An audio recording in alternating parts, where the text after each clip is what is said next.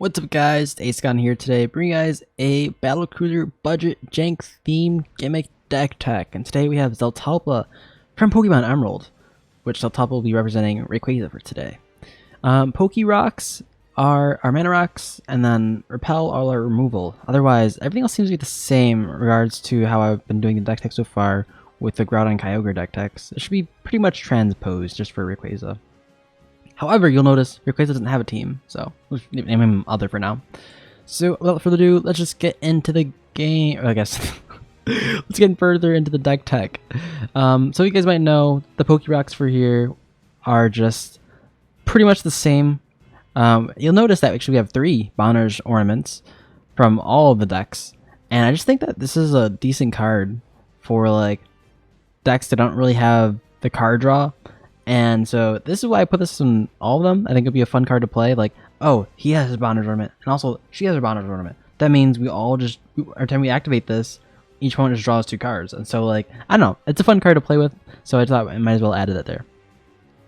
Everything else is pretty much self-explanatory. We have Eternal Dragon, which is also a cool card. It's not really ramp in the same sense that we're getting additional sources of mana. This is more so cycling for planes, which also could be, I guess, repeatable sort of cycling for planes as well. It's kind of in that sense card draw if you have the mana for it. But other than that, I thought this is like a neat thing to add in this deck. Yeah, this is a sweet sort of card. It's also reprinted, and I'm super stoked that they reprinted this card because I thought this was such a nice addition for like a new card. Like, this looks pretty good. I like Eternal Dragon. It's sick looking. Although it actually just costs 1 less than our freaking commander, which is pretty crazy because our commander can easily take this out. But to be fair, you can like get this back even though it dies. It's an Eternal Dragon, but at the same time, that's like 8, 9, 10, 11, 12 mana to do that. If it dies, I don't recommend it, but you can do it. Then we have our other cards. We have some cool ramp cards here because we're playing mono white. We don't have ramp. We have things like Explorer Scope. I have things like, I think this is Prying Blade, which also nets us some, I guess, ramp there, so we get Zetalpa as soon as possible. Yeah, that's pretty much about it. We don't really have anything else to talk about. Now, there's some things that we had to make inclusions for, like Pilgrim's Eye, because we don't have like other ramp specific pieces, and we don't want to get too much into like the 4 CMC mana rocks, because at the end it's like things get a little more expensive, and also things start coming in taps. It's like, is it really worth it? I don't know. So in the end, I ended up just getting like Pilgrim's Eye for this 3 CMC spot. I don't think we have Solemn Simulacrum in there actually, which I think probably could have been added on a budget. But we have like 1 CMC like ramp sort of thing going on here, so like that could probably be, maybe it's better than Solemn Simulacrum. We have Core Cartographer, which is actually basically a Solemn Simulacrum, except it's like in white and it only fetches a plains, which is kind of cool. She's pretty cool looking. We have, let's see what else. Goldmere. Farfinder, which is another like thing that fetch for some planes. That's basically about it. Everything else is pretty much staple battlecruiser budget sort of ramp sort of cards. And then next go to our card draw. So our card draw, we have just some simple card draw that you'd find in most white decks. We have Heliod's Pilgrim. So a lot of this deck also has tutoring, because white is pretty good at tutoring for auras and stuff like that. So this could actually just be placed in Other because it's more of a tutor than card draw. Liar's Pendulum again. We have Mask Memory. We're gonna be actually, you might notice we might be hedging a lot on like artifacts, because like with Zetalpa, since Zetalpa has Double Strike, we actually get a lot of like value from like using artifacts. A lot of it is like damage to a player, and so this will end up getting us 4 cards and discarding 2 cards. So that's pretty good. You also note that we have like a lot of like small creatures as well in regards to power, and so like Mentor the Meek just helps us with a lot of card draw potential. We have Misa Enchantress. We probably don't need this because we don't have too many enchantments, but this also ends up like drawing us cards, drawing us at least a card if we have we're playing this into like a Mentor the Meek, so that could be also decent. We have a lot of Monarch because white had a lot of Monarch, and so this is like one of the better card drawing abilities or spells in this deck. It's just Monarch spells. I think in particular this one, Palace Shaler, is the best one out of them because it also acts as removal. It's pretty decent, and it's like when you have Palace Shaler out and like Zetalpa, No one's swinging into you. Talpa's like blocking everything. It's got double strike. This is pretty good, and it gives them incentive to like attack you because you have Monarch. You're the Monarch, right? So this is a pretty sweet addition to this deck. As well as like the Palace Sentinels too, and I think there's one more. There's one that takes damage, and like it's somewhere in here. I think it takes damage, and basically it redirects the damage. So those are pretty good cards. Rose Glove, Skeleton Key. These are good for Zetalpa reasons, but I don't think Skulk will be used too much. I think you're better off like not playing this on Zetalpa, like probably your other mana dorks. We have Steel Shaper's Apprentice. It's just almost like card draw. It gets like your cards out eventually, very slowly, but you know, this is what we have to work with. So the next up we have Stovehaven Outfitter. Whenever a creature dies, draw a card. It's more of like a vanilla 2/2 in this deck most of the time, I feel like. However, the fact that it gives your equipped creatures +1/+1, it buffs all your weapons up basically. And not only that, but like when they actually try to kill a creature that has like a pretty relevant weapon on it, like maybe you have a prying blade on your creature and like they don't want you to ramp, this draws you a card if they try to kill it. So it's pretty cool. Somewhat like protection in a sense, maybe even like against a board wipe. It's just like draws you a bunch of cards. Pretty nice card. Then we have Sunset Pyramid. I like this card a lot. I think this card is pretty underrated. It's 2 mana and then over like 3 turns draws you 3 cards.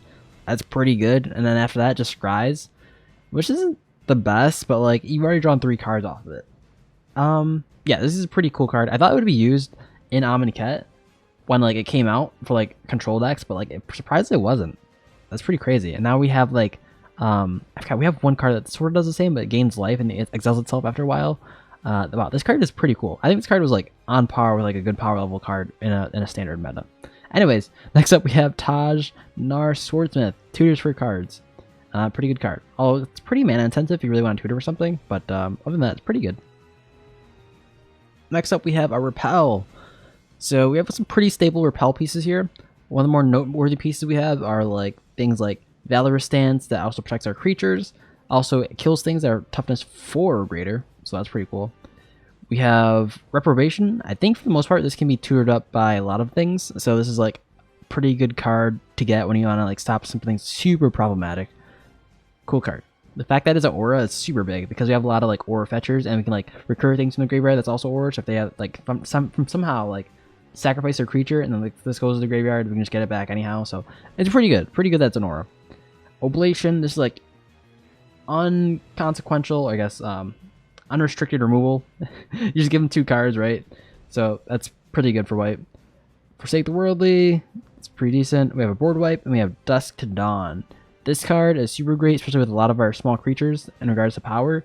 This just gets everything back. And when we get everything back, we get a lot of stuff back. Because we also have things like, I think we had Oromancer. I guess we don't have Oromancer here.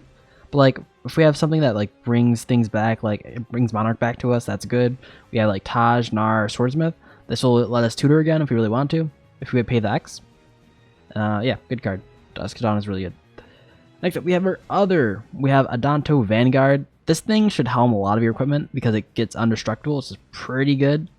We probably want one of the new Adanto Vanguards in this deck as well. They also discard a card to get to give it indestructible. Those sort of effects are really good. The fact that this, like, you paying for life, you can do this 10 times in EDH, that's pretty good. Like, especially, like, the fact that it's, like, a smaller Zetalpa, that's good. That's good. Just put a bunch of, like, equipment on it, give it, like, lifelink. You're gonna make your money back. This is a good card.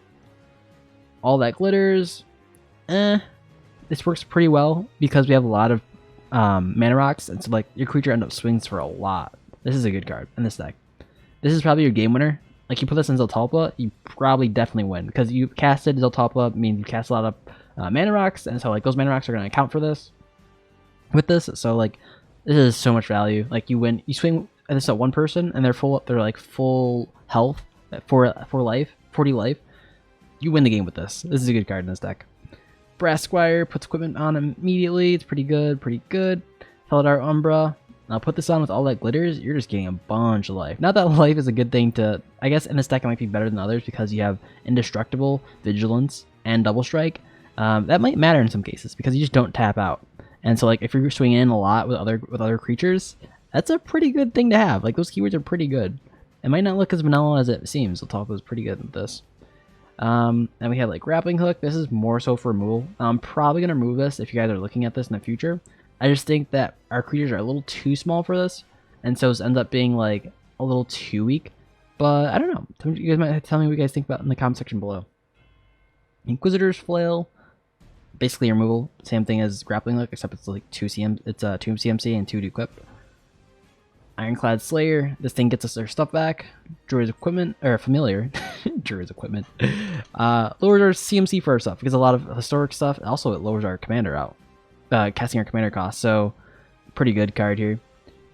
Loxodon Warhammer, gives us lifelink. Perihelion, this thing ends games. Pariah on our commander, basically makes us indestructible. This is a good card for our commander. Revelrark brings things back. Sun Titan brings things back. Whisper Silk Cloak gets things unblockable. That's basically it. That's basically it for other. We probably want to add a few more things to take place of like the. If you're watching this, we're probably gonna get rid of things like let's see, the grappling hook. I just don't think that's good. I don't think that's worth it in this spot. We might also get rid of something like a Revelrark. I don't think it's that good in its place. Like maybe we want to lower the CMC a little bit, but I don't know. I think the thing about this deck is it's on par with like the blue and red deck, and that their CMC is relatively around the same area. So I'm not sure if there's like equivalent for that area. I don't know. I guess if you guys ever add this to your deck to your collection, just note like some of these spots, a lot of these slots are just like flex spots, because this is just like a budget standard EDH deck that's also like super battlecruisy. So like as long as it's like on par with the other battlecruisery decks, then it should be fine. Like these cards should be fine. But yeah, anything other than that, we have like Delta Stream, which is our lands. They are pretty much self-explanatory. White lands that sometimes draw cards and like filters our crap back into our deck. Pretty good cards. But yeah, that's pretty much the end of this deck.